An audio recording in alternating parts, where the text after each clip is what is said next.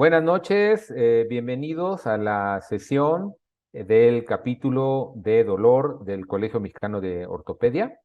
Es un placer tener acá no solamente a excelentes invitados, sino también contar con la presencia de todos ustedes.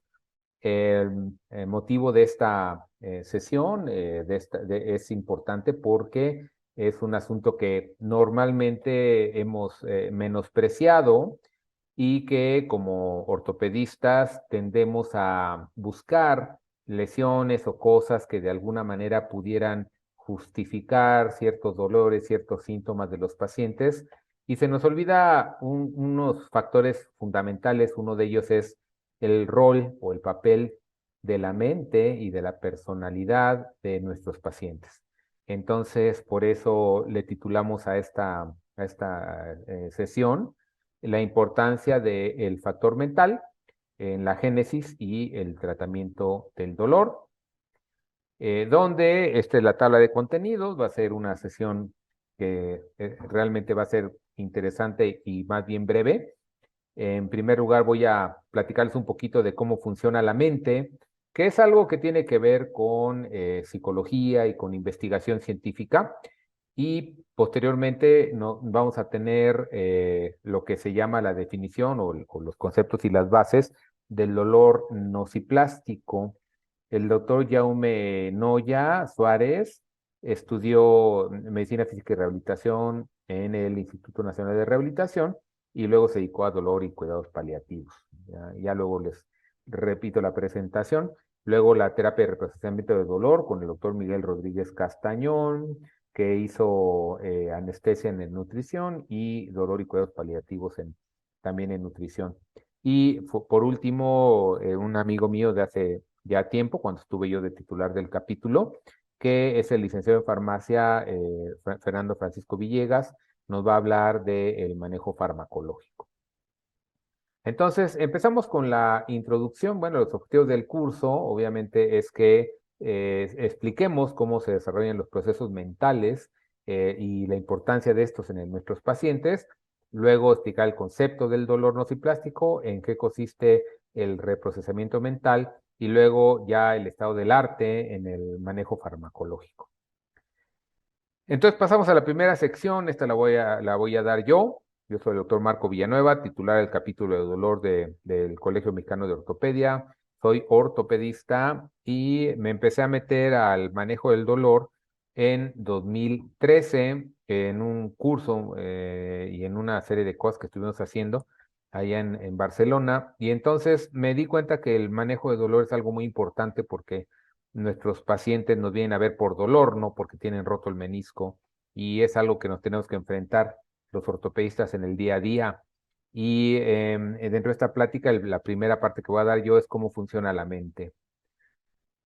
La agenda es primero dar una pequeña introducción, luego hablar de los protagonistas del proceso mental y luego cerrar porque es importante conocer el proceso mental. Si nosotros vemos estas dos líneas, ella es un esquema muy conocido. Probablemente la gente ya sabe que las dos líneas miden lo mismo, pero la mente nos dice sí, pero la de arriba mide más, ¿no? Entonces, ¿cómo es que la mente funciona y cómo es que la mente puede estar tan convencida de algo a pesar de que nos digan, ¿sabes qué? La evidencia muestra lo contrario, ¿no? Realmente el tema de la programación neurolingüística tomó importancia hace muchos años. Ya tiene más de 20 años que empezó a ser importante, donde nos decían que por un lado nosotros percibimos de una manera limitada a nuestra presencia física, limitada a lo que podemos ver y oír, y a partir de ahí percibimos la realidad. Luego procesamos esta información y ahí le metemos nuestras creencias, experiencias y conocimientos y conformamos una realidad. El problema es que esa realidad depende del proceso, aparte de las limitaciones que tengamos nosotros de percibir las cosas, ¿no? Entonces, la plática va a girar alrededor del proceso porque esto avanzó, aunque la programación neurolingüística, pues de alguna manera ya nos había dicho acerca del proceso, digamos, parte del proceso fue muy bien estudiada por Daniel Kahneman, que nació en 1934 en Tel Aviv y que fue el primer psicólogo que ganó Premio Nobel de Economía en el 2002. Lo que les voy a platicar viene en el libro Pensar rápido, pensar despacio, donde fue editado o salió a la luz el 2012. Y lo primero que nos dice estos sistemas es que son ficticios, pero que de alguna manera se pueden platicar de ellos en forma práctica como sistema uno y sistema 2. Cuando estudiaban a los sujetos de estudio, veían que el cuerpo, o la mente, la pupila no se dilataba, no hacía esfuerzo cuando estaban platicando con las personas. Decían, a ver, tú cuéntame de tal y cual, y todo el mundo muy contento, y era un sistema automático donde se percibe la realidad, pero de alguna manera se va haciendo un modelo del mundo y se va conservando en la memoria. Gracias a esto, acuérdense que es importante en la vida ir ahorrando energía para sobrevivir. Entonces, el sistema uno es maravilloso porque consume poca energía, nos da una vista panorámica, nos permite detectar peligros rápidamente. Y si nosotros nos preguntan cuál es la capital de Francia, no tenemos que esforzarnos mucho. Entonces, es bueno para buscar respuestas a preguntas fáciles, ¿no? Dice Kahneman un poquito en broma, su deporte es saltar a conclusiones. Eso es importante porque nosotros en este sistema uno y sin esfuerzo podemos saltar a conclusiones rápidamente, ¿no? Esta imagen parecida a la de la línea que les presentaba yo al principio, la mente rápidamente dice, ¿sabes qué? La imagen de la derecha es más grande que la de la izquierda y ya. Y a lo mejor si yo les pongo la línea que mide exactamente lo mismo y que demuestra que las figuras miden exactamente lo mismo, la mente nos seguirá diciendo sí, pero la de la derecha sigue midiendo más. O sea, es más, algunos hasta agarran su reglita y ven si realmente miden lo mismo y realmente miden lo mismo. Entonces, ese es el sistema uno. El sistema 2 se presentaba cuando a los sujetos de estudio les ponían preguntas donde tendrían que esforzarse, prestar atención y veían que mientras más esfuerzo mental había mayor dilatación. Y ese sistema 2 entra en funciones para comparar, elegir y razonar. Y sin embargo, es un actor secundario que cree protagonista. Nosotros pensamos que somos el sistema 2 porque nos previene de ideas locas, pero realmente el sistema 2 también tiende digamos, ahorrar energía y a probar lo que dice el sistema uno. En pocas palabras, tiene capacidades limitadas, su único recurso es que va más despacio y requiere esfuerzo y consume energía. Por eso cuando estamos haciendo una tesis o estamos estudiando, haciendo un trabajo, aunque estemos sentados, nos viene bien un chocolate o comer cosas azucaradas, porque el perdón, la mente está consumiendo mucha energía. En el proceso mental, el sistema uno siempre está encendido y el sistema uno hace sugerencias. Y si el sistema 2 dice va, se vuelve una creencia o una acción. ¿Esto qué significa? Que minimizamos esfuerzos y de alguna manera vamos ejecutándonos bastante bien por la vida. Sin embargo, cuando nosotros llegamos a una creencia o ejecutamos una acción, esta no va a depender de la calidad de la información, sino de la coherencia que se hicieron entre los dos sistemas. O sea, si se convenció el sistema 2, pues ya se vuelve una creencia, aunque realmente la información no haya sido de buena calidad, ¿no? Y una vez que ya se conformó nuestra realidad, el sistema uno se vuelve nuevamente el que manda, deja de cuestionar las cosas y nuestra percepción de la realidad va a caer en lo que se llama una visión de adentro, que significa prácticamente es imposible darnos cuenta que estamos equivocados cuando ya estamos muy convencidos de algo. Y de hecho se vuelve irritante el cuestionamiento. No es por nada que si tú cuestionas a alguien acerca de sus creencias políticas, religiosas o inclusive cuando los médicos nos cuestionan, y decimos yo soy el médico, realmente es una cosa irritante para nosotros cuando ya hemos llegado a una creencia, aunque realmente podamos estar equivocados. ¿Qué tiene que ver esto con el dolor? En primer lugar, conociendo el proceso mental, sabemos que el dolor crónico tiene que ver con que el paciente ha incorporado ese dolor a parte de su realidad. No va a ser fácil quitarlo si no cambiamos esto. Los pacientes, igual que todos nosotros, solemos saltar a conclusiones y de alguna manera podemos tener esos pensamientos catastróficos que nos llevan a una mayor percepción del dolor. Esto está pasando con nuestros pacientes porque es por sistema, saltan a conclusiones y nosotros, una de las cosas que debiéramos hacer es tratar de poner a funcionar en nuestros pacientes el sistema 2 que de alguna manera los hiciera razonar y analizar de una forma más objetiva para tomar mejores decisiones. Y con nosotros mismos hay que enfatizar que la firmeza de las convicciones no tiene relación con la calidad de la información. Significa, podemos estar perfectamente equivocados y estar muy convencidos a pesar de que realmente nuestra calidad de la información es mala. Entonces nosotros también tenemos que pedirle a nuestro sistema 2 que razone y que sea más analítico y exigente para que nosotros realmente podamos dar lo mejor de nosotros mismos.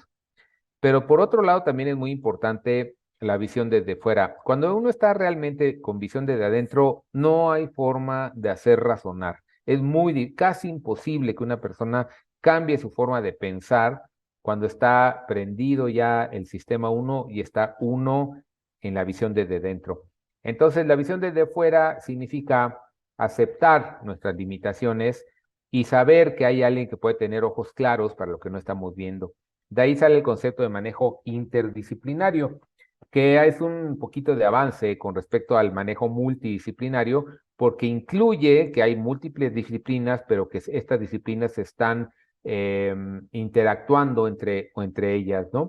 Entonces, por eso ese manejo interdisciplinario se ve plasmado en esta sesión, porque vamos a contar con especialistas de alta especialidad, algólogos, licenciados de farmacia, que nos van a dar puntos de vista muy diferentes a los que nosotros podríamos tener por nuestro lado.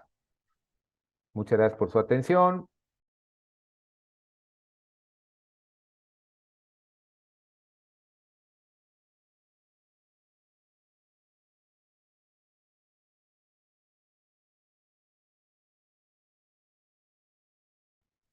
Y vamos a darle la palabra, primero que nada, al doctor Jaume Noya, no, Yauma, que hizo medicina física y rehabilitación en el Instituto Nacional de Rehabilitación y luego hizo dolor y cuidados paliativos en el Centro Médico Nacional 20 de noviembre, ¿no? Entonces, él nos va a hablar del concepto del dolor nociplástico. Adelante, doctor Jaume.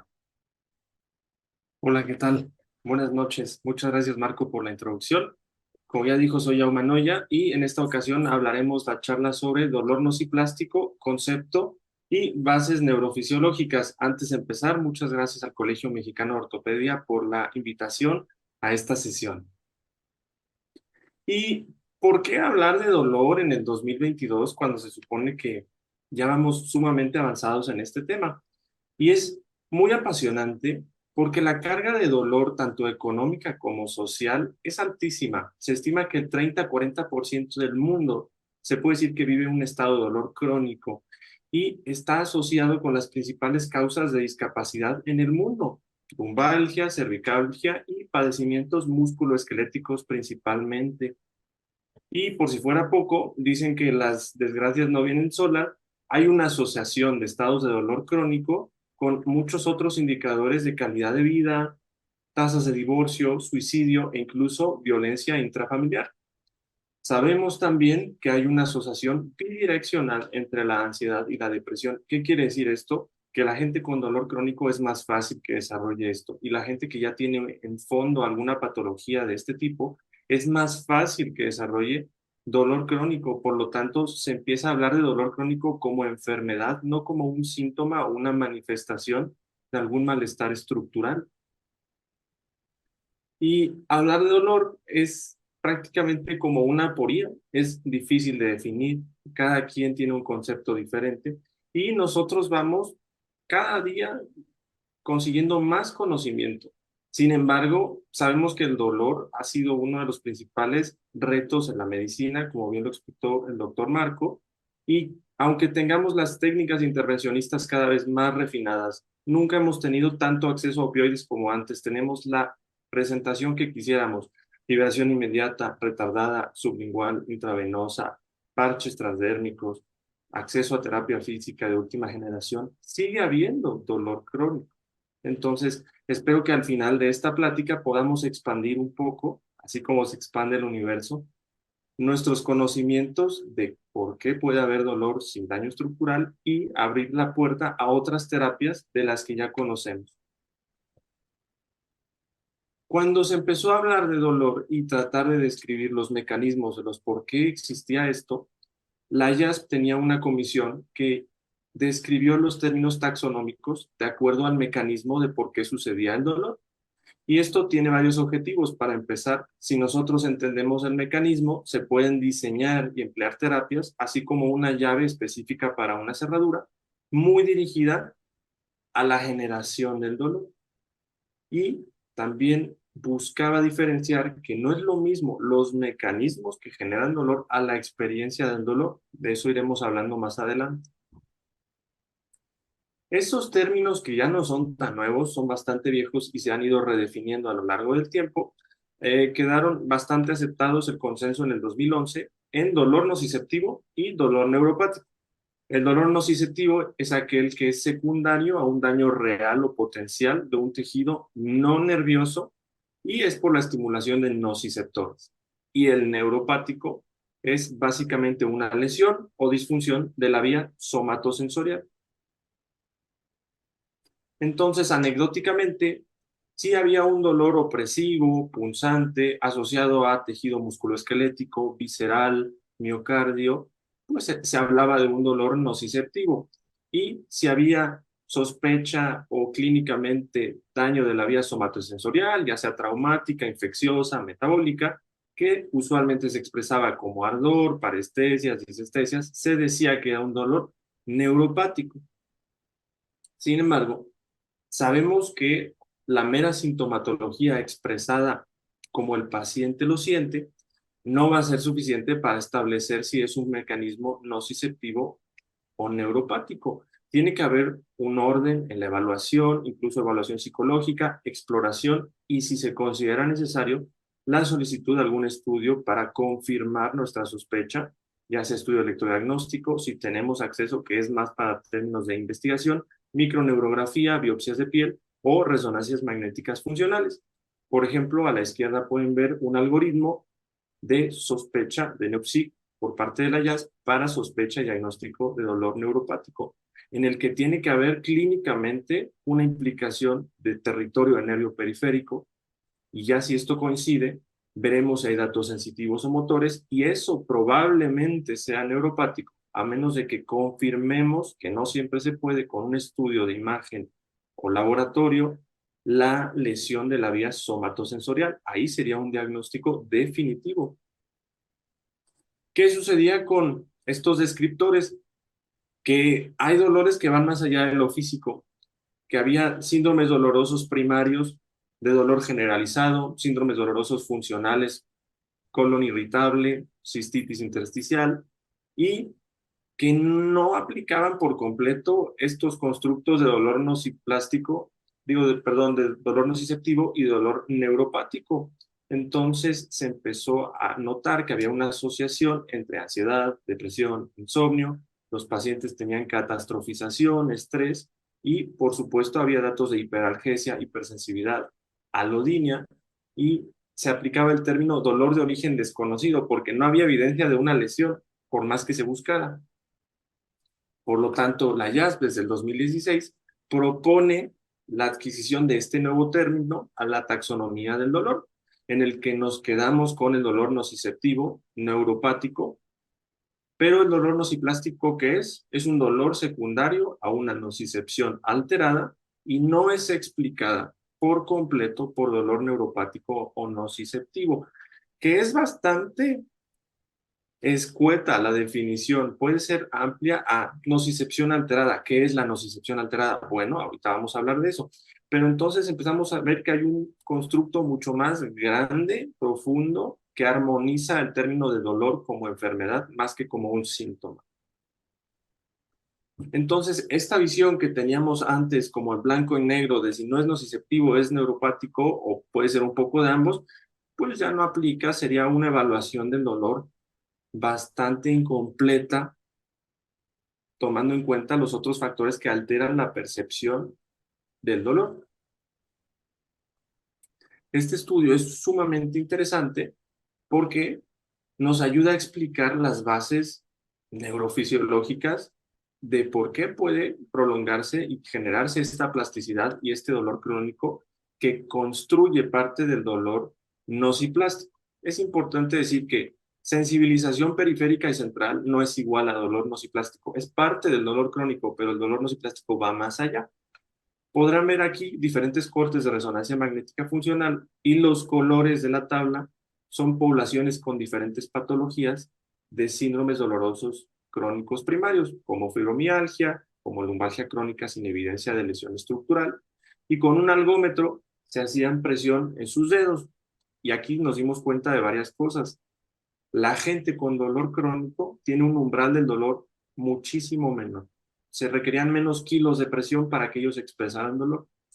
Y al momento de tomar las resonancias, había un reclutamiento de mucho más tejido neuronal del que alguien estaba sintomático, e incluso se empezaban a aprender a reclutar sitios que no se reclutaban en los sitios asintomáticos, la corteza singular anterior, la ínsula, que son áreas de procesamiento de emociones.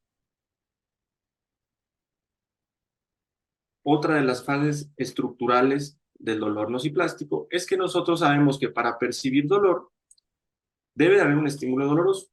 Ese estímulo es tomado por un receptor periférico, ahí lo pueden ver en la articulación del tobillo, es traducido ese estímulo mecánico, químico, a dolor o a una señal que va a llegar a ser dolor, se transmite por el nervio periférico y en la médula espinal es modulado. ¿Qué quiere decir esto? Que va a haber vías analgésicas descendentes, va a haber mediación de neurotransmisores y una vez ya refinada esa información, es procesada en la corteza y va a ser percibida. Y aquí les dejo marcada esta palabra porque la percepción del paciente es real. Aunque no sea parte de la realidad, su percepción sí es real.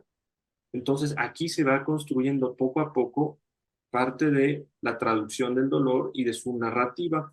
Y va a haber diferentes mecanismos que van a ir alterando, van a ser parte de la sensibilización, reordenación espinal, pérdida del control descendente analgésico, etcétera.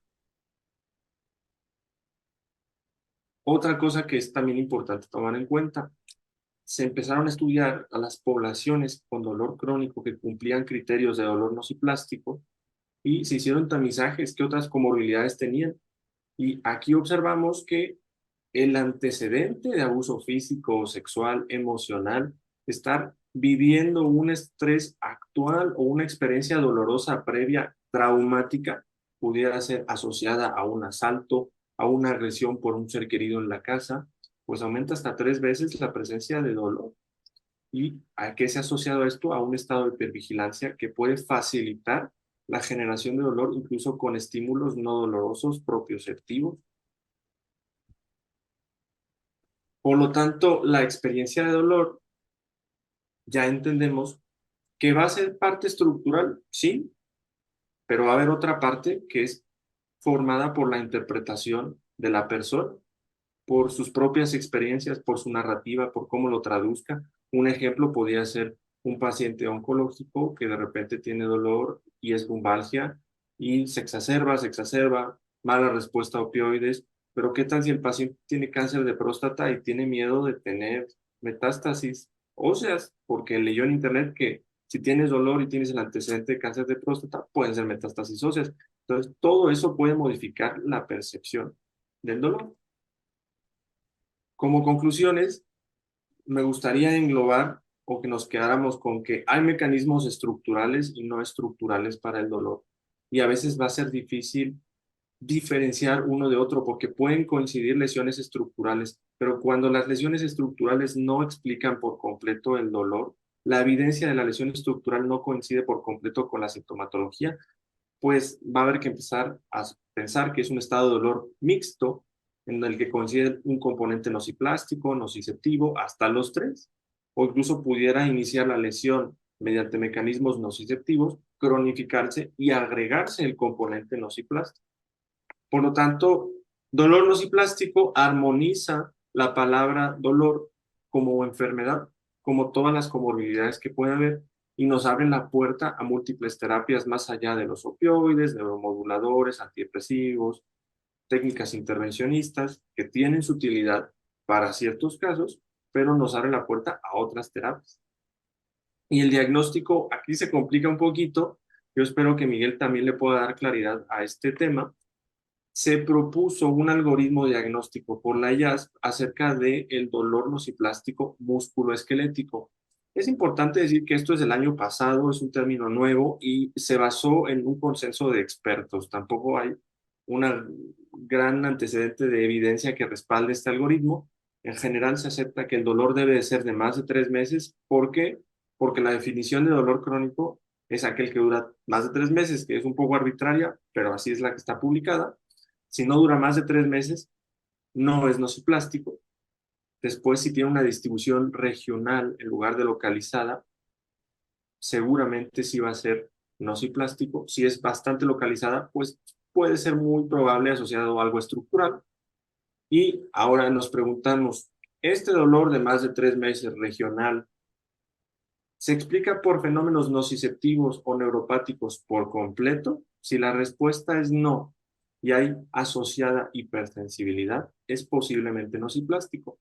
Y aquí yo sí recomendaría ahondar en la literatura que es hipersensibilidad, pues hay diferentes tests y están estandarizados, temperatura de 20 grados centígrados, presión de 4 grados, no es o no debe de permitirse que sea subjetiva la hipersensibilidad.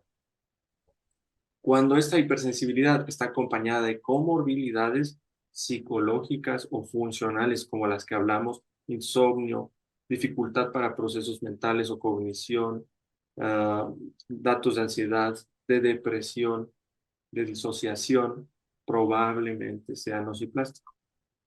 Digo, al final se concluye que hay que individualizar, tenemos que ser muy juiciosos en nuestra exploración, datos clínicos y las herramientas diagnóstico-terapéuticas a nuestra mano, pero espero haber podido expandido este tema para ustedes. Muchísimas gracias por su atención. Quedo a sus órdenes para cualquier cosa.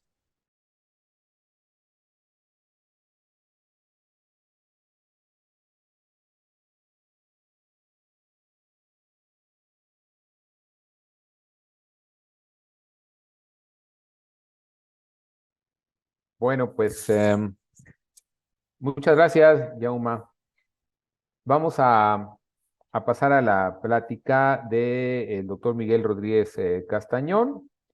Él hizo anestesia en el Instituto Nacional de Nutrición y luego hizo también la alta especialidad en dolor y cuidados paliativos y tiene un certificado de reprocesamiento del dolor que de hecho nos va a hablar de eso, que lo hizo en Los Ángeles, en el Pain Psychology Center y actualmente, bueno, él está en el Instituto Nacional de Rehabilitación y vamos a darle la palabra a José Miguel.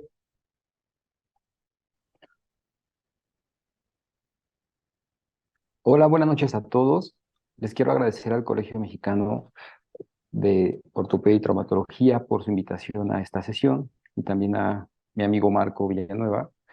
Y les voy a hablar sobre el dolor nociplástico, ya como lo comentó Jauma, y también sobre la terapia de reprocesamiento de dolor. ¿Qué es esta terapia nueva para este tipo, para este mecanismo de dolor? Entonces, lo que voy a hacer es, voy a hablarles cómo identificar el dolor nociplástico en los pacientes y cómo tratarlo.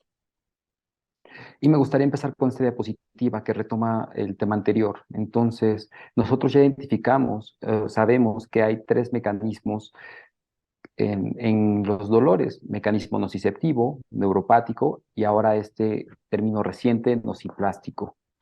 La realidad es que los tres mecanismos en general están en todos los dolores. Todos los dolores tienen los tres mecanismos.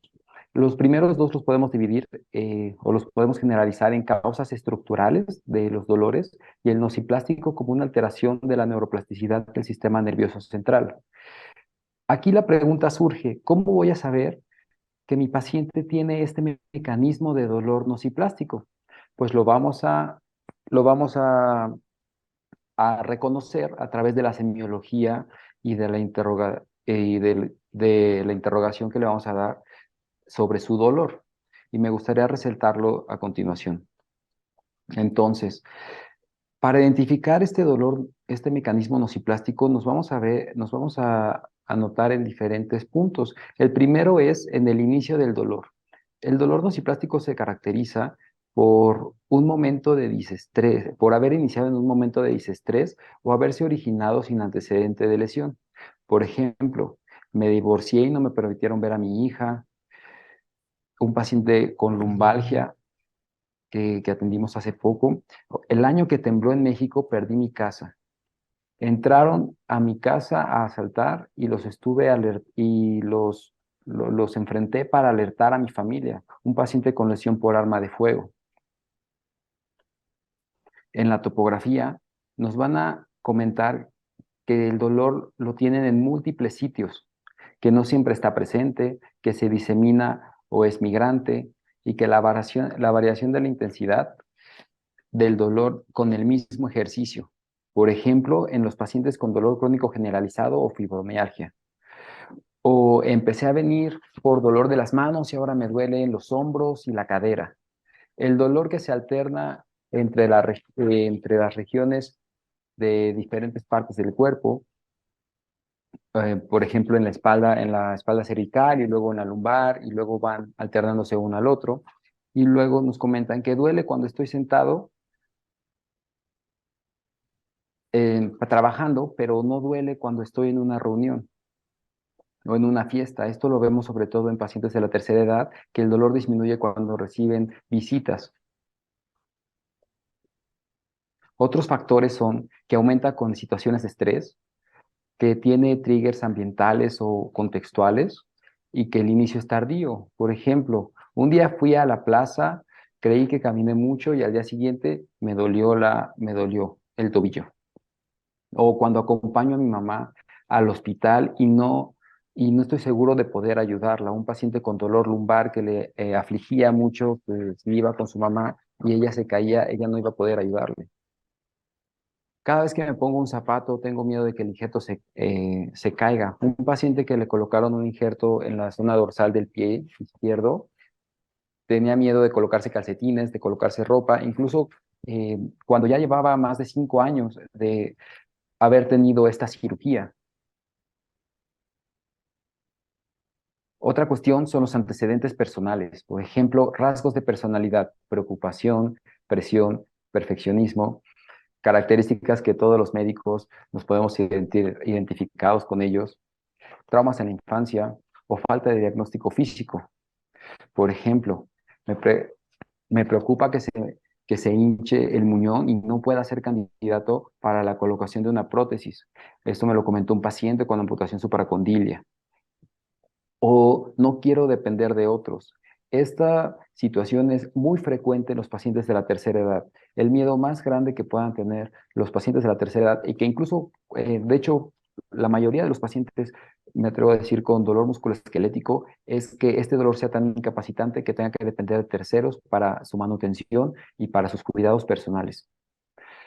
Y esta es muy famosa. Me dijeron que la cirugía salió bien, entonces, ¿por qué me duele? La mayoría de los pacientes con dolor lumbar que persisten con dolor después de la cirugía vienen con este argumento y de ahí empiezan a someterse por su propia cuenta a múltiples estudios de resonancia de imagen, de potenciales evocados, para que en cada uno de estos estudios salga alguna alteración en la cirugía, algún hueso, alguna articulación modificada que les pueda dar explicación a este dolor tan incapacitante que tienen. Todas estas características, sumadas a una exploración física en donde se puedan conservar los arcos de movimiento, nos pueden hablar del gran impacto, del gran peso que tiene el mecanismo nociplástico en nuestros pacientes. Ahora, ya que lo identificamos, el siguiente tema es, pues, ¿cómo lo vamos a tratar? Y lo primero que nos viene a la mente son con intervenciones psicológicas. Pues claro, las intervenciones psicológicas lo mando con el psicólogo y ya con eso se debe de cumplir esta parte, este mecanismo del dolor. Pero ¿qué creen? Las intervenciones psicológicas, en este artículo de revisión sistemática de Cochrane, identificaron las intervenciones psicológicas más frecuentes: la terapia cognitivo-conductual, la terapia conductual y la terapia de aceptación y compromiso. Lamentablemente, a la fecha, estas tres terapias han mostrado una evidencia muy limitada en tanto la disminución del dolor y la disminución de la discapacidad que puede provocar este dolor. Nace así la necesidad de identificar otras terapias que nos puedan ayudar para el manejo de este tratamiento. Así nació la terapia de reprocesamiento de dolor, que es una terapia en la que interviene en el sistema de creencias sobre causas, sobre consecuencias asociadas al dolor. Y es una terapia muy reciente. Fue desarrollada en Estados Unidos en 2021 en Pain Psychology Center por el fundador Alan Gordon. Ahora, muy bien, es una terapia más. De acuerdo. ¿Funciona? ¿Funciona esta terapia? Pues este año publicaron un estudio que respalda la eficacia de este manejo. Y lo publicaron en Estados Unidos en este año y en una revista de muy alto impacto, con un factor de impacto de 25.9, JAMA Psychiatry. Ellos usaron el modelo de dolor lumbar crónico primario para describir la eficacia de esta terapia. Les voy a explicar sobre el diseño. Entonces, tomaron pacientes con dolor lumbar crónico primario de un lugar llamado Boulder, Colorado, en Estados Unidos. Tomaron en total 150 pacientes. Estos pacientes tuvieron un dolor lumbar por más de 6 meses y tuvieron una intensidad más de 4 en la escala de la ENA. Y a su ingreso fueron evaluados por uno de los autores para determinar o descartar las causas estructurales, hablando de dolores de canal lumbar estrecho o dolores radiculares. A estos pacientes los aleatorizaron de acuerdo a la edad, al género, al consumo de opioides previo y a la intensidad de su dolor, y lo dividieron en 3 grupos: la terapia de reprocesamiento de dolor, la de placebo y la de manejo usual. La terapia de reprocesamiento de dolor, los pacientes les dieron 8 sesiones de terapia de reprocesamiento de dolor en un mes. A los de placebo les hicieron ver un video sobre los beneficios del efecto placebo y después le colocaron una inyección de solución salina en la espalda, en la zona donde más les dolía. Y el tercero fue el manejo usual. El manejo analgésico los valoraron como controles y al final del periodo de observación les permitieron atenderse con los otros tratamientos. A estos 3 grupos les siguió un periodo de evaluación, un periodo en el cual vieron sus factores, sus variables basales, luego al mes de tratamiento, al 2, 3, 6 y hasta el año de seguimiento. Valoraron sobre todo la intensidad de dolor y la resonancia magnética funcional. Estos son los resultados. Este es el porcentaje de cambio en la intensidad de dolor comparado el dolor basal al dolor, al manejo, al mes de tratamiento. Si se fijan, en la terapia de reprocesamiento de dolor, tuvieron una media de mejoría mayor al 50%, un porcentaje que no alcanzaron los otros 2 grupos. Esto fue al mes de tratamiento. La siguiente pregunta es, bueno, ¿y cuánto dura la eficacia de este manejo? Bueno, pues le dieron el seguimiento y notaron que los pacientes con terapia de reprocesamiento de dolor mantuvieron esta eficacia por el año de seguimiento que tuvieron. Si se fijan, los otros 2 grupos apenas tuvieron alrededor de 2.9, 3 de manutención de la intensidad de dolor, muy cerca del dolor basal, que era una media de 4.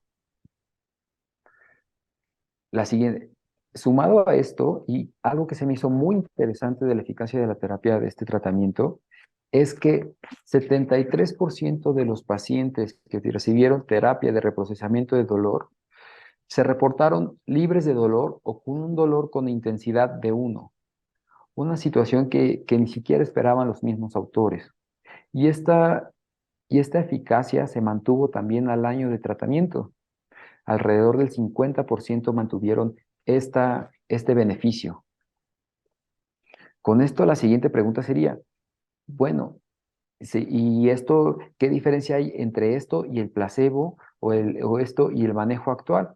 ¿Cómo van a justificar que realmente la terapia de reprocesamiento de dolor funcione? Pues realizaron estudios de resonancia magnética funcional. Y en los estudios de resonancia magnética funcional descubrieron que hay zonas que disminuyeron su actividad que están relacionadas con la percepción del dolor. Hablo de estas dos regiones, la corteza cingular anterior y la región prefrontal. La corteza circular anterior se los marco con estos cuadros rojos y la región prefrontal con este cuadro azul. Lo importante de estas áreas del cerebro es que están asociadas a la detección e inhibición del dolor. ¿Qué quiere decir eso? Que los pacientes que tuvieron terapia de reprocesamiento de dolor mostraron una menor cantidad de señales de dolor y disminuyeron la prioritización del cerebro hacia el dolor. Uno de los factores más importantes y más discapacitantes de los pacientes con dolor crónico es que toda su atención gira en torno a la intensidad de su dolor, su vida. Si me levanto, ¿en qué silla me voy a sentar? ¿Cómo cambiar camas? Trabajar para el ingreso, para poder conseguir los medicamentos, tomar tiempo para ir a las consultas, tomar tiempo para ir a comprar los medicamentos y que aparte son muy escasos, estar peregrinando de un lugar a otro. Aparte, prestar la atención en su trabajo. Como les digo a los pacientes, estar con un dolor intenso mientras trabajas es como querer leer una novela en un cuarto que está temblando constantemente. Entonces, ya que vimos que la terapia de reprocesamiento de dolor es eficaz y aparte con unos resultados muy interesantes y que tienen un respaldo en cuanto a imagen funcional, la siguiente pregunta es, bueno, ¿en qué consiste esta terapia de reprocesamiento de dolor? Bueno, pues esta terapia tiene dos componentes muy importantes, la psicoeducación y el escaneo somático. Y les voy a platicar a continuación en qué consiste cada uno. La psicoeducación consiste en identificar un sistema de creencias sobre las causas de su dolor, las consecuencias, las preocupaciones y los miedos. El objetivo de esta identificación de factores es que los podamos resolver. Y este primer paso de psicoeducación es algo muy importante y muy simple y muy interesante que podemos aplicar todos los doctores en todas nuestras consultas. Ejemplo, que el dolor sea por que el dolor sea por una causa que siga avanzando y entonces no pueda caminar y dependa de otros. Esto es muy común en los pacientes con dolor lumbar. Los pacientes con dolor posoperatorio persistente muestran lo siguiente. Después de la cirugía se sienten frágiles, tienen miedo a caerse y volver a fracturarse o a luxarse en un movimiento rápido. Esto lo veo muy frecuente en pacientes con dolor lumbar, con artroplastia de cadera y artroplastia de rodilla. También el dolor les recuerda a la vez en la que tuvieron. En este caso eso me hizo muy interesante. El dolor me recuerda a la vez que me asaltaron y me da miedo ir a lugares desconocidos. Por eso ya no salgo de casa. Esto fue una paciente que la asaltaron en la calle, en un callejón oscuro, la tiraron al suelo, le dieron unas patadas en la espalda y se fracturó la columna vertebral, específicamente T12.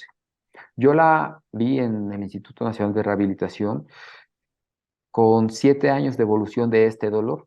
Lo más interesante es que cuando platicamos sobre todos estos sistemas de creencias, todos estos miedos asociados a su dolor, que se exacerbaba cuando quería ir a lugares desconocidos y por tanto la tenía limitada en su casa, y cuando hicimos este clic, la paciente disminuyó su dolor a menos de 2, estuvo muy bajo e incluso desapareció y la pude dar de alta del servicio. Imagínense lo interesante y lo impactante que es para uno considerar poder dar de alta del servicio a un paciente con dolor crónico cuando estamos acostumbrados a, a sentirnos exitosos si lo controlamos. Después de la parte de psicoeducación, tenemos la parte del escaneo somático. El escaneo somático es una terapia de exposición. Esto sirve para reentrenar al cerebro para la interpretación correcta de señales corporales.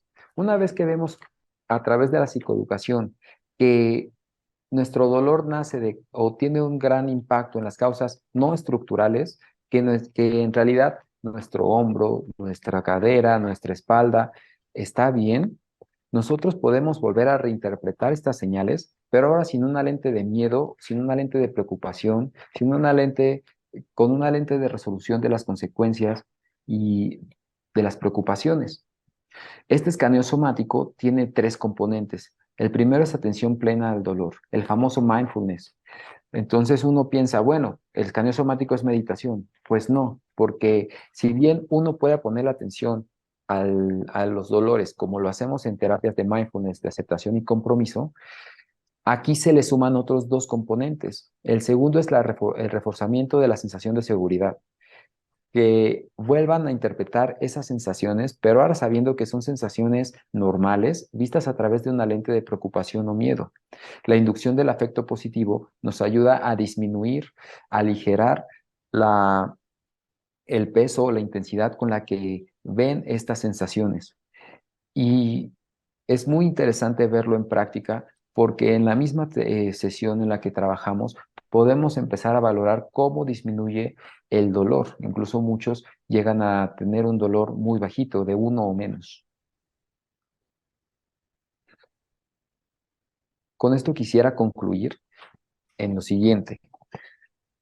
Es momento de reconocer que los tres mecanismos del dolor existen y que son igualmente importantes en todos los dolores, que es nuestra obligación como médicos darle manejo a todos a través de un manejo multidisciplinario, como lo comentaba el doctor Villanueva.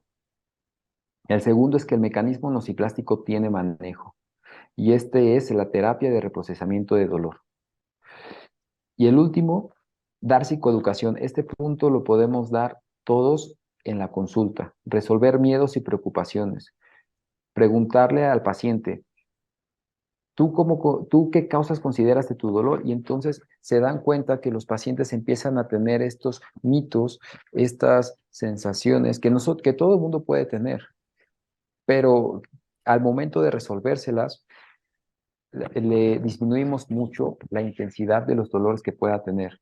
Por ejemplo, un paciente posoperado de cadera que empieza con la rehabilitación tiene mucho miedo de luxarse, como si fuera un muñeco viejo que pueda volverse a zafar.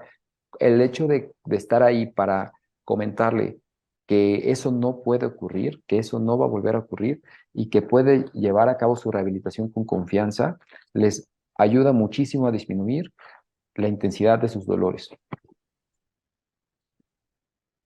Esta terapia de reprocesamiento de dolor como material de apoyo lo pueden revisar en la siguiente página de Pain Reprocessing Therapy. Aquí va a haber más contenido sobre de qué consiste esta terapia y también muy interesante en un entrenamiento, una certificación en línea que se puede tomar, que son como 3 veces al año para que podamos ir difundiendo esta terapia en el país. En el momento, en el directorio de personas proveedoras o certificadas para dar esta terapia de reprocesamiento de dolor, a la fecha habemos 3 médicos, el doctor Andrés Hernández, un amigo mío del Instituto Nacional de Nutrición, su servidor y la doctora Línea Graue. Esperamos que esta terapia pueda ser aprendida por más practicantes, por más certificados y que podamos compartirlo con más pacientes. Les agradezco mucho su atención.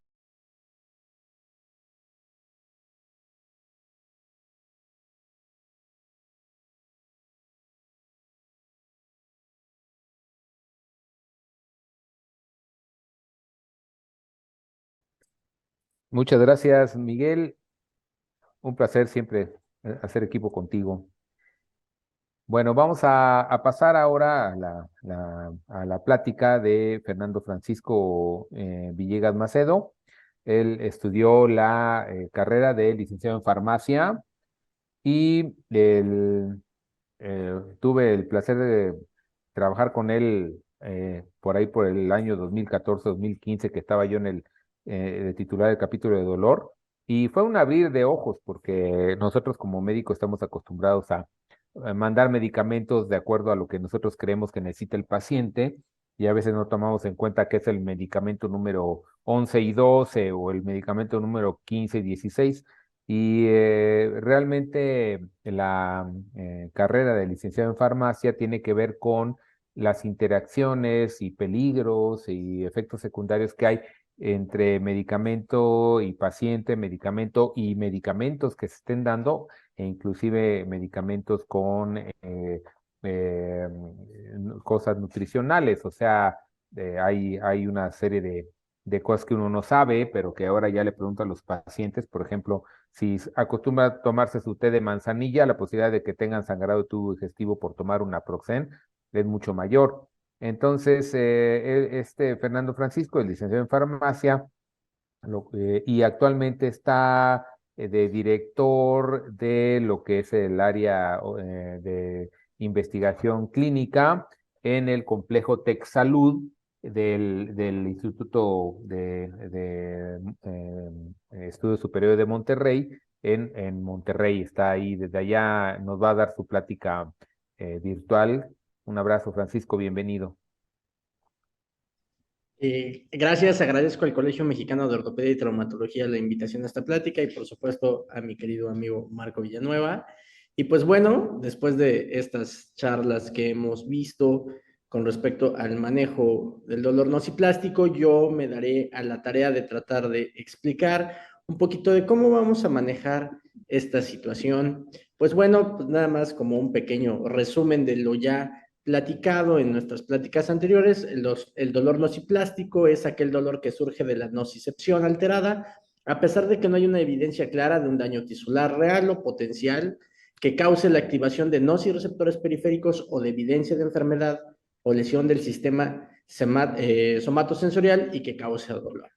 Entonces, esta es la propuesta que tenemos aquí de los descriptores del dolor crónico para la Asociación Internacional para el Estudio del Dolor, donde dentro del dolor mixto, pues bueno, ya tenemos el dolor nociplástico, por supuesto el dolor nociceptivo y el dolor neuropático, y bueno, estos son los estados potenciales del dolor, y bueno, el paciente que padece dolor nociceptivo o neuropático que no responde a las medidas terapéuticas como elevadas dosis de fármacos opioides, neuromoduladores o incluso intervencionismo, pues continúa percibiendo dolor severo. Puede ser un paciente que además padezca de nociplasticidad y que requiera de atención de determinantes no físicos. Entonces, para ello, el manejo inicial del paciente con dolor agudo, que es algo que hablaremos en el paciente con esta situación, pues si no encontramos una causa determinada, debemos de abordar, por supuesto, pues la génesis del dolor, dividirlo al tipo de dolor nociceptivo, nociplástico o neuropático. Es como vamos a empezar a trabajar este tipo de dolor. Pues primero, de acuerdo a la génesis. En caso de no poder determinar la génesis del dolor, se procederá a administrar analgesia de acuerdo a la escalera de la OMS. Ahorita hablaremos un poquito de esto y cómo la vamos a implementar. Recordar que el tratamiento del dolor, de acuerdo a la génesis, desde el punto nociceptivo, pues tenemos el somático, que las recomendaciones son utilizar paracetamol, utilizar AINES y utilizar opioides. Y en el visceral, paracetamol, AINES, opioides y un antiespasmódico. Recordar que hay dos manejos de dolor. A nivel neuropático, hay que utilizar neuromoduladores, paracetamol y opioides. En el nociplástico, bueno, pues es muy similar al neuropático, paracetamol, opioides y neuromoduladores. En el mixto, paracetamol, AINES, opioides y neuromoduladores. Y en el psicogénico, neuromoduladores. Más adelante voy a mostrar unas tablas muy interesantes que les pido tomen un screenshot o quedará grabada esta sesión y las podrán ver más adelante porque las he colocado para ayuda visual de ustedes y que, bueno, les permita tomar decisiones más adecuadas. ¿Cómo vamos a manejar el dolor? El dolor se manejará de acuerdo a la escala analgésica de la OMS, Todos conocemos, bueno, la escalera analgésica, pero también no hay que olvidar el elevador del dolor, que es una situación en la que en cualquier momento, en un dolor agudo, podemos llegar directamente al uso de opioides potentes, AINES y coadyuvantes, pero siempre tomando la decisión adecuada, iniciando con la escalera del dolor. ¿Qué nos dice el primer escalón? Pues el primer escalón nos habla de analgésicos no opioides, tienen su efecto principal, estos analgésicos no opioides con una acción no narcótico, son inhibidores de la ciclooxigenasa, inhiben la producción de prostaglandinas y su indicación es un dolor leve. Es el pilar básico del tratamiento del dolor leve, los analgésicos no opioides más analgésicos opioides débiles.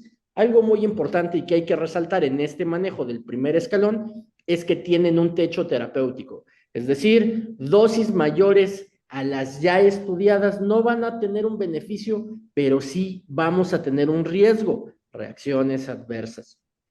Algo muy importante que no tenemos que olvidar.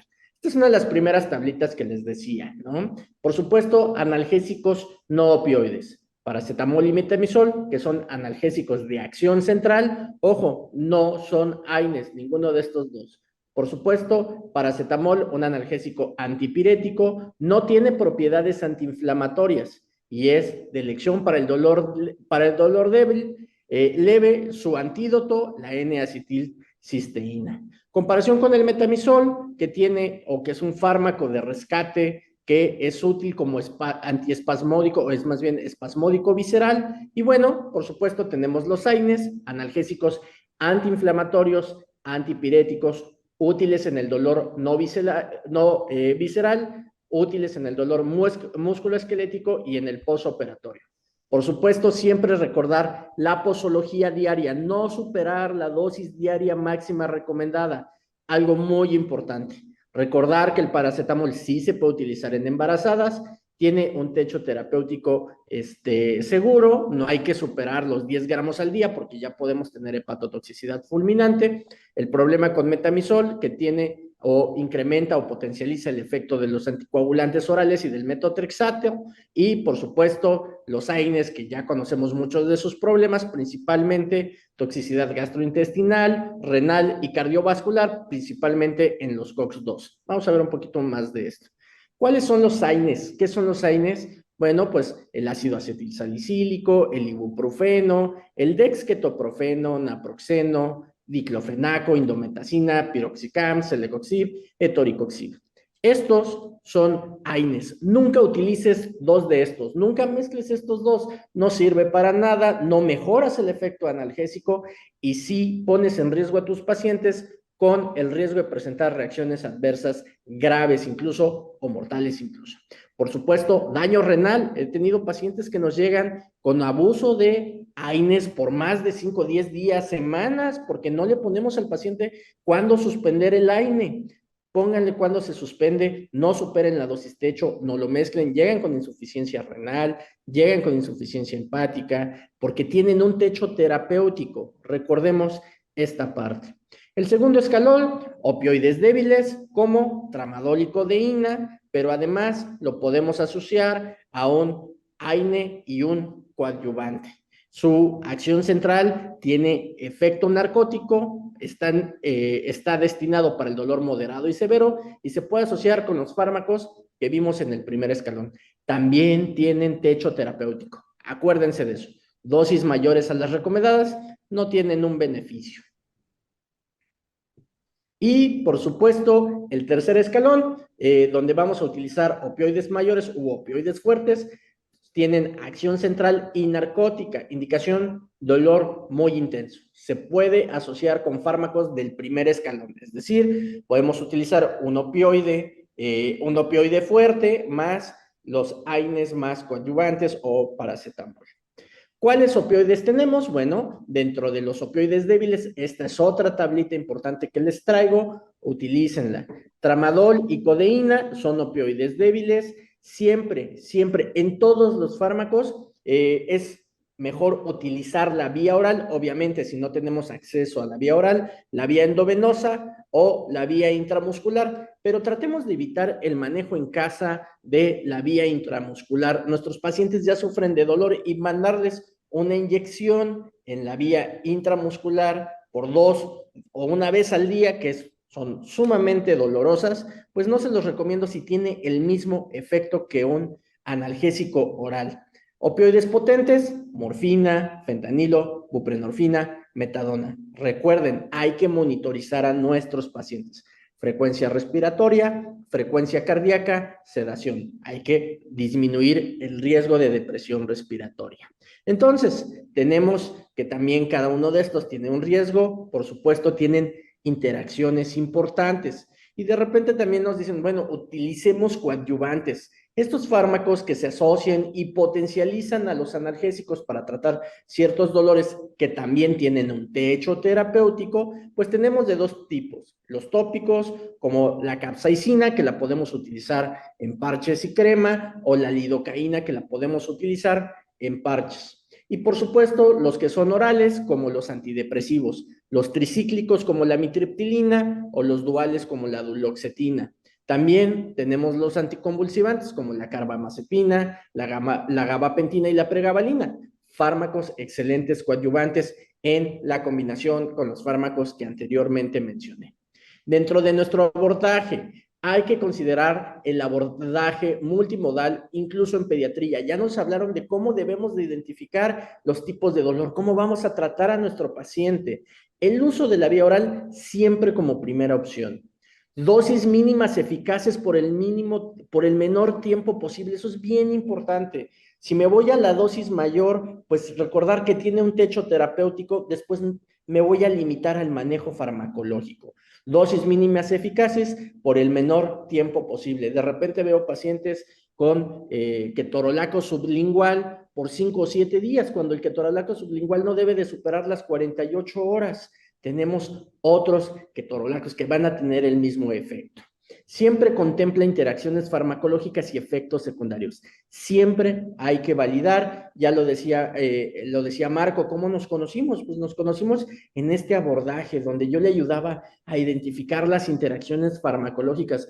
Busquen a su farmacéutico. Yo les puedo asegurar que tienen un farmacéutico clínico en cada uno de sus hospitales. Háganle caso, les va a ayudar a hacer esta búsqueda de las interacciones, esta identificación de las reacciones adversas, de los probables efectos secundarios que pueden esperar en el manejo farmacológico de sus pacientes. Si existe un componente inflamatorio, la recomendación es utilizar ibuprofeno. Si existe insuficiencia renal, pues no utilices AINES, vas a empeorar la condición de tu paciente.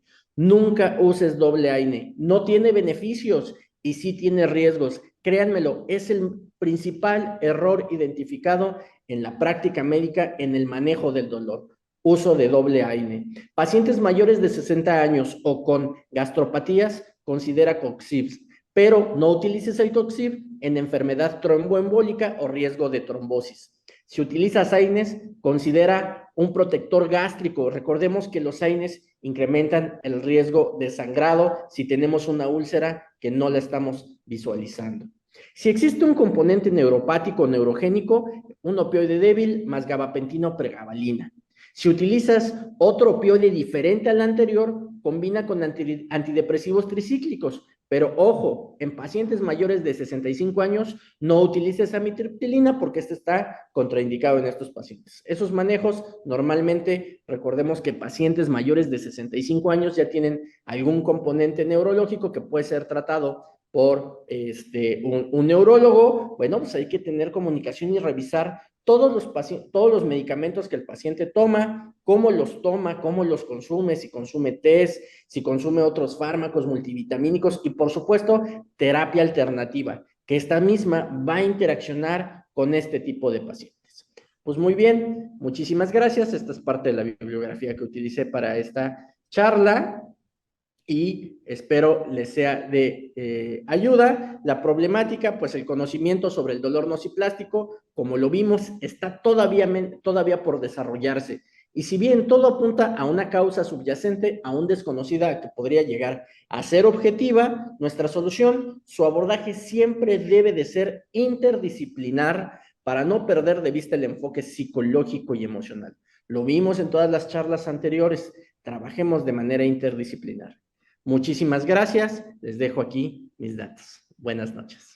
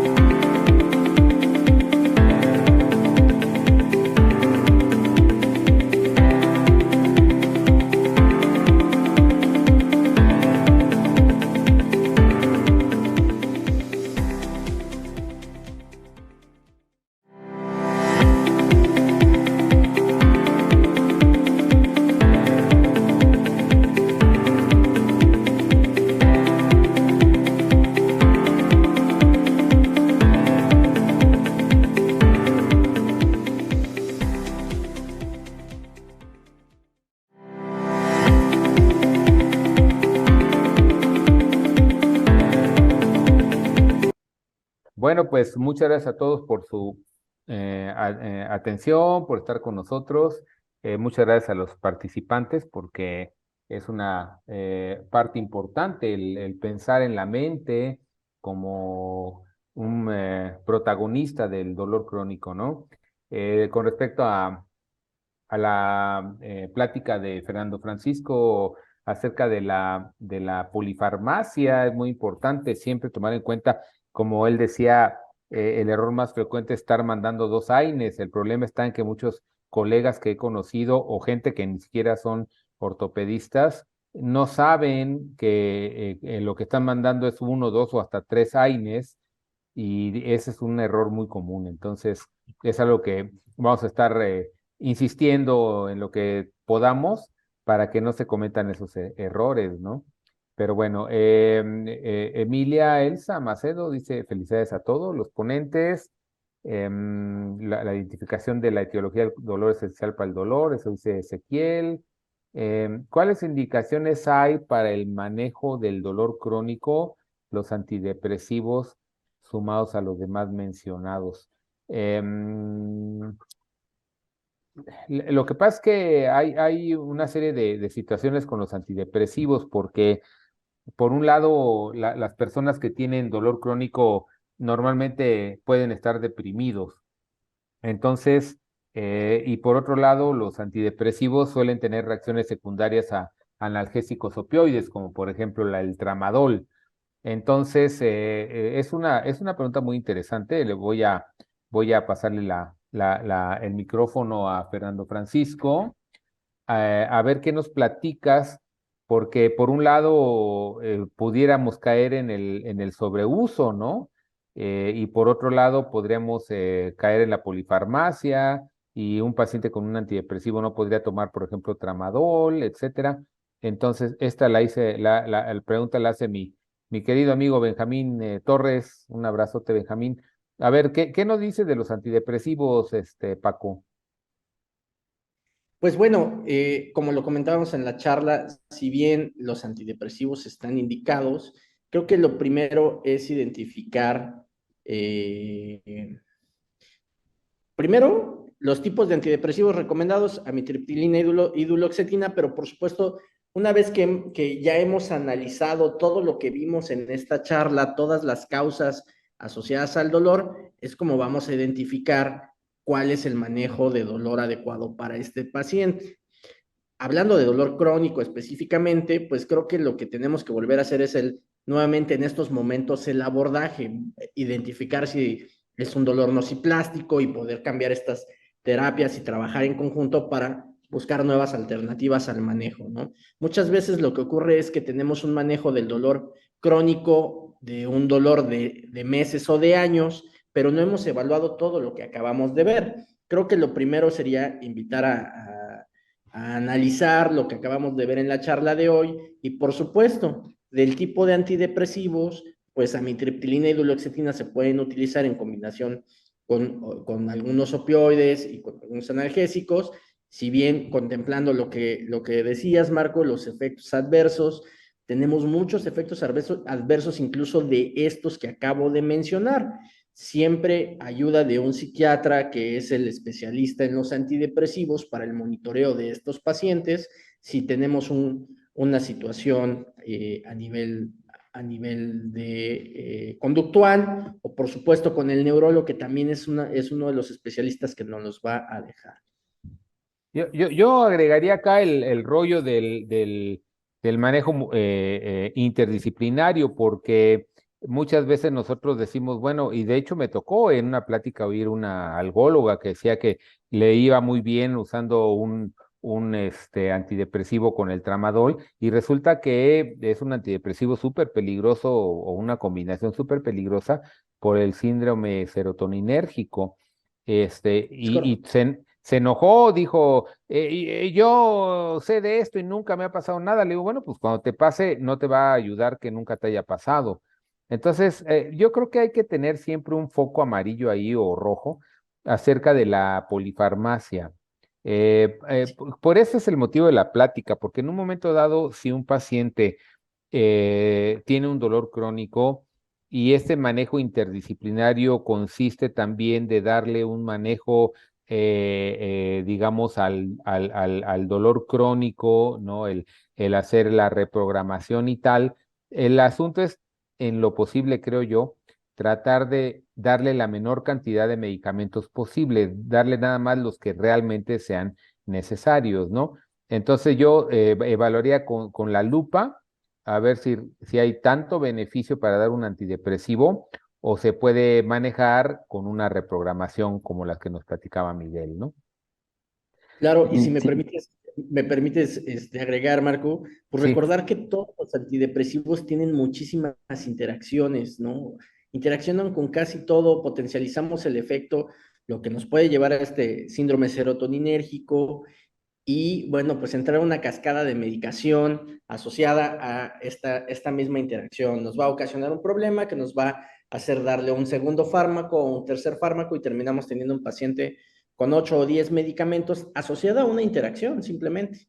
Y recordemos que pues los pacientes también pues toman test, toman alcohol, abusan de café incluso, etcétera, ¿no? Y ahí es donde caemos en la cascada de medicación. sí, la sí, recomendación sería ese manejo interdisciplinario, ¿no? O sea, si vas a dar un medicamento, pues saber por lo menos qué otro medicamento está tomando el paciente y en un momento dado consultar con alguien que sepa. Por ejemplo, yo afortunadamente tengo a Paco, ¿no? Pero sí, a veces le digo, oye, este paciente ya está tomando 12 medicamentos. La posibilidad de una interacción negativa entre medicamentos es arriba del 80% cuando el paciente ya está tomando 5 medicamentos, que significa el paciente gasta mucho dinero, toma muchas medicinas y está muy amolado por los mismos medicamentos. Marco, si me permiten, Viene de ahí, Miguel. sumarme a ustedes, quisiera comentar 3 puntos sobre los antidepresivos. El primero es, los antidepresivos están sobre todo considerados en dolor crónico. ¿Por qué? Porque tanto los antidepresivos como los gabapentinoides tardan 2 semanas en empezar a hacer efecto. Entonces, para los dolores agudos está muy limitado.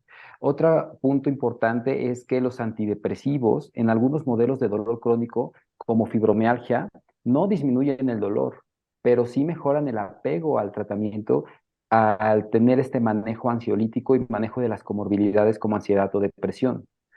Sí es muy importante los efectos adversos. Los más comunes, somnolencia, náusea y mareo. Cuando inician un manejo antidepresivo, les recomiendo siempre empezar también con un antiemético. Entonces es el combo de los 2 primeros medicamentos. El antiemético, sobre todo usarlo en los primeros 3 a 5 días del tratamiento con la mitad de la dosis que le van a dejar. Por ejemplo, duloxetina, empezamos con 30 miligramos por 3 a 4 días con un antiemético, metoclopramida, que es el más barato, o ondansetron, y después, en caso de mareo, náusea o vómito. Y un tercer punto, curiosamente, los antidepresivos tienen un papel muy interesante para disminuir el riesgo de dolor postoperatorio persistente. Si ustedes tienen un paciente que lleva más de 7 días con dolor moderado, yo les recomendaría valorar el inicio del manejo antidepresivo con duloxetina. Se ha demostrado y existe evidencia que es uno de los medicamentos que disminuye el riesgo de que este dolor postoperatorio se cronifique. Pero esto es dos consideraciones. La primera es que el paciente lleve más de 7 días de haberse operado y la segunda, que el dolor siga moderado. Ahí les recomendaría, siendo un dolor agudo, empezar a usar duloxetina o venlafaxina o amitriptilina. La amitriptilina les dejaría como tercera línea porque tiene unos efectos adversos muy fuertes, boca seca, sensaciones de alteración de las sensaciones en general, etcétera. Entonces, esa sería mi recomendación. Bueno, aquí una pregunta del doctor Ernesto Santillán, si se tiene experiencia de cannabinoides o tapentadol en el dolor nociplástico. Yo estuve en el 2003 ahí en Barcelona y se usaba mucho el cannabis, aunque todavía no había el concepto de dolor nociplástico en ese entonces, ¿no?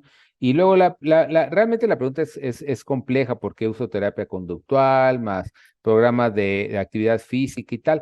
Yo francamente sí creo, es una opinión nada más, que cuando un paciente tiene dolor, hay que tratarle el dolor, hay que ver de qué se trata, hay que ver si tiene un síndrome de dolor miofacial, que yo francamente también el concepto de fibromialgia lo tengo muy deteriorado, porque es indistinguible del dolor miofacial, pero el dolor miofacial tiene un tratamiento muy agradable manejando los puntos gatillo y tal. Entonces, cuando un paciente tiene dolor, yo no lo mandaría ni a hacer ejercicio ni a hacer nada, hasta que no le quites el dolor. Ya que le quitaste el dolor, el programa de ejercicio sería más bien como preventivo, no como terapéutico, ¿no?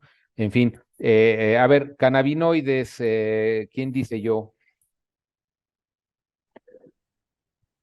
Eh, Quería comentar sobre el tapentadol y los cannabinoides. Por un lado, los cannabinoides, en general, hay dos moléculas muy importantes de ahí, el THC y el CBD, y estas se utilizan en una relación de 1 a 1 para el manejo del dolor.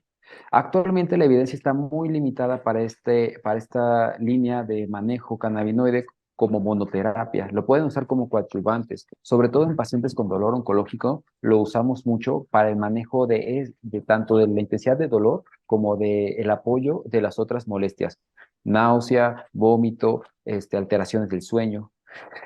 Pero tiene que ser esta relación. Y sobre el tapentadol es un medicamento muy bueno de la línea de los opioides. Se parece mucho al tramadol, salvo que no afecta o no se va por la línea de la serotonina. El tramadol actúa de 3 formas: inhibidor de la recaptura de serotonina, noradrenalina y a través de los receptores opioide. Y el tapentadol se salta a estas dos. Con esta situación, es muy importante resaltar que con esto disminuye la cantidad de efectos adversos que se puedan desarrollar. Aparte, el tapentadol, tenemos que reconocerlo, actualmente es un medicamento muy caro. A diferencia del tramadol, la morfina o la oxicodona, que tenemos más accesibilidad. Darle a un paciente tapentadol 50 miligramos cada 12 horas es condenarlo a una renta de 6,000 pesos mensuales. Sí, no, bueno, hay que entender que la industria farmacéutica está muy metida. Entonces, de alguna manera hay ciertos beneficios que no están tan comprobados, como el uso de gabapentina y pregabalina en el dolor crónico y tal, no está tan comprobado. De hecho, aquí Ezequiel Reséndiz pregunta, ¿qué podrían comentar de la fibromialgia? Pues la fibromialgia es un diagnóstico pitero, o sea, es un diagnóstico de quinta categoría. porque lo que te dice es que al paciente le duele, pero no saben por qué y que le des pregabalina y si se puede de Pfizer, mejor. Y resulta que no, o sea, la fibromialgia es indistinguible del síndrome de dolor miofacial, pero resulta que el síndrome de dolor miofacial se quita con una buena actitud hacia la vida, manejando las contracturas, dando relajantes, tratando de manejar las diferentes causas, porque dicen, no, no hay causa, no es que no hay una, hay muchas, hay estrés, hay asuntos que tienen que ver con genética, etcétera, ¿no? Entonces, en pocas palabras, yo ya no usaría la palabra fibromialgia porque es como efectivamente esa palabra que sin nosotros tener un conocimiento adecuado, estamos condenando al paciente de por vida a tener dolor. Yo ese diagnóstico no lo uso, yo uso el síndrome de dolor miofacial, donde el paciente se vuelve parte del equipo. Por eso la plática de hoy era, vamos a cambiar la mente. Si no cambias la mente y le dices al paciente, te va a doler toda la vida, pero tómate pregabalina de Pfizer, pues ya estás condenando a un paciente a algo que realmente tiene que ver con un desconocimiento, ¿no? También Ezequiel comenta de 4 categorías del dolor y tal, pues justamente para eso es la plática, porque esto ya cambió. O sea, se usaba el dolor nociceptivo, neuropático y mixto, que el nociceptivo y fisiológico es el mismo, y resulta que no, ahorita ya se está platicando de este nuevo tema, que es el dolor nociplástico, ¿no? Y ya. Aquí hay otra pregunta acerca de antidepresivos y tal, creo que está más o menos platicado el asunto. No sé si alguien tenga algo más que comentar, cómo andamos de tiempo, pero creo que más bien queda agradecer a todo el mundo su participación. Marco, Ajá. me gustaría nada más agregar una parte de lo de fibromialgia y como mecanismo nociplástico, que fibromialgia también es un tema muy polémico, pero forma parte de una gran familia de enfermedades que se llama dolor crónico primario. Entonces entendamos que este dolor crónico primario es la enfermedad y el mecanismo más prevalente en estas enfermedades es el dolor nociplástico. Es decir, mecanismos son dolor nociplástico, neuropático y nociceptivo. Y la enfermedad es dolor crónico primario. Incluso este dolor crónico primario lo podemos categorizar en 2 opciones, musculoesquelético y visceral. Eh, Esto para diferenciar mecanismos de enfermedades. Ujú. Ok. Sí, muy bien, exacto. De eso se trata, de cambiar el enfoque, ¿no? Porque sí, alguna vez me tocó ir a un curso de fibromialgia y decían, uno, no sabemos por qué le duele, y dos, que tomen pregabalina toda su vida, ¿no? Y justamente hay un gran problema con la polifarmacia. Entonces hay que tratar de ver con la lupa qué medicamentos realmente benefician al paciente y manejar otros asuntos que es la causa de esta plática del día de hoy, es para cambiar el enfoque, porque habitualmente el problema es el enfoque. Como dicen los ojos, no ven lo que la mente no sabe, y si tú no entiendes el factor de la mente como parte del dolor, estás perdiéndote un punto importante. Luego ya tendremos otras pláticas, ahora que vuelvo a tomar las riendas del capítulo de dolor este par de años, quiero enfocar a 2 cosas muy importantes, 3 cosas muy importantes. Uno, el factor mental. Luego platicaremos del factor muscular como origen del dolor, que van a ser pláticas para motivo de otra sesión. Y justamente va a haber otra donde vamos a hablar mucho acerca del cannabis y terapias alternativas, donde vamos a contar con una maravillosa doctora que se dedica al estudio del cannabis desde hace mucho tiempo. Es motivo de una sesión completamente diferente. También, pues obviamente vamos a estar muy contentos todos de estar en Acapulco y verlos a todos ustedes en Acapulco a fines de abril del año que viene. Y en mi sesión que me toca del capítulo, vamos a hablar mucho acerca del cannabis, por cierto, y de pues terapias alternativas, ¿no? Para no estar repitiendo lo mismo, ¿no? En las sesiones, sino tratar de buscar nuevas opciones, nuevas alternativas. Muchas gracias a todos por su atención y pues les mando un abrazo esperando que haya sido de su gusto y que aprovechen lo que se platicó acá.